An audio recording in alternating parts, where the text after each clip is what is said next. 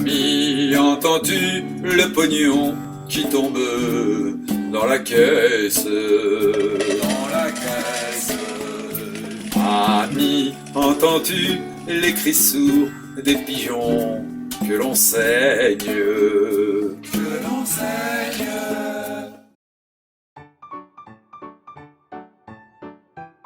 Allez, Louzelo, explique à mes amis comment on fait pour gagner 90 millions. Parce qu'à l'école, les garçons n'y croient pas. Ils disent que même Zlatan, il gagne pas ça. Bon, la blonde, je vais la faire courte.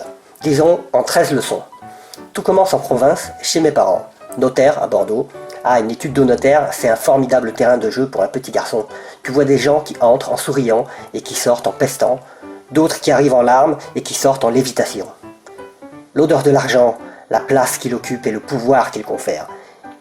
Et puis un jour, tu remarques qu'un notaire lyonnais dit à ton père: Alors mon petit Jacques, quand est-ce que vous m'apportez une affaire qui pique les doigts? Et là, tu découvres l'argent liquide et la triche. Tu es programmé. Si à 20 ans tu ne sais pas tricher, ta vie est déjà foutue. Une bonne formation, ce sont les relations publiques. Deviens attaché de presse par exemple, et tu verras tout de suite qu'en échange d'un salaire, tu sauras dire beaucoup de bien d'un produit douteux ou d'un créateur médiocre. Rayon culture, tu dois voir absolument Mort à Venise, et puis lire Le Rouge et le Noir. Mais non, pas celui de l'anarchie, espèce de gourde, le roman. Ton père, il doit être bizarre, c'est pas un fils de notaire ni d'huissier.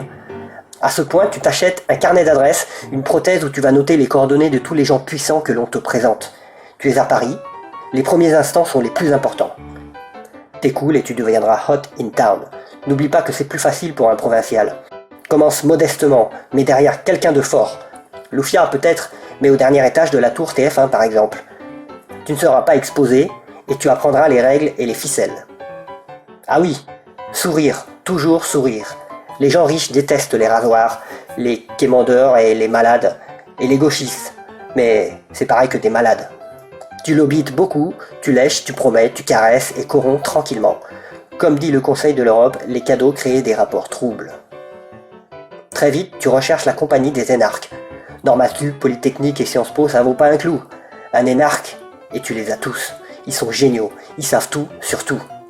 Mais comme disait Jean-Pierre Rassam, ils sont pas fichus d'écrire une lettre d'amour à leur femme. À ce stade, tu es prêt à corrompre, tu as le vice en toi. Il est temps de t'acheter un loft, un appart c'est nul, tandis qu'un loft, ça botte c'est cul serré d'énarque. Il se retrouve dans l'épisode d'un film américain. Mais surtout, tu as un plan. Par exemple, tu veux une télé. C'était à la mode avant Internet. Et il va te falloir obtenir une autorisation de l'État. Alors là, je te rassure, les biens de l'État comme ses commandes sont les trucs les plus faciles à obtenir. Il faut savoir à qui t'adresser et sur quel ton.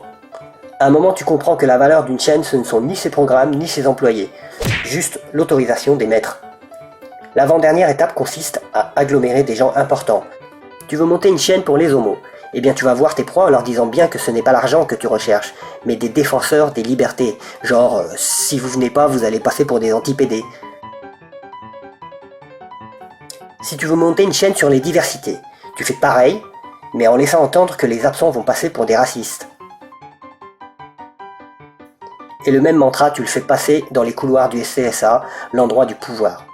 Et c'est déjà la dernière étape, le listing des mots-clés et celui des figurants qui s'avanceront devant les sages pour défendre une poubelle énarque.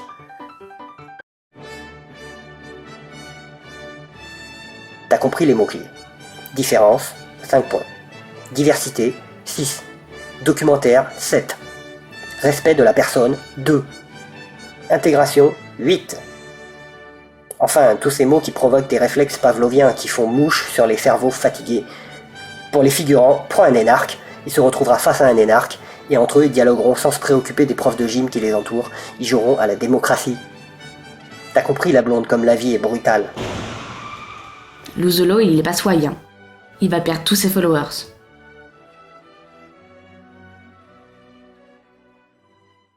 Ohé, actionnaires, jeunes patrons et vieux banquiers, c'est la fête.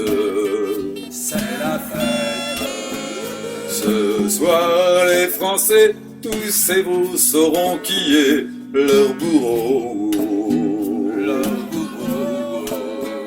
Ce soir, les Français, tous et vous sauront qui est Louzelo.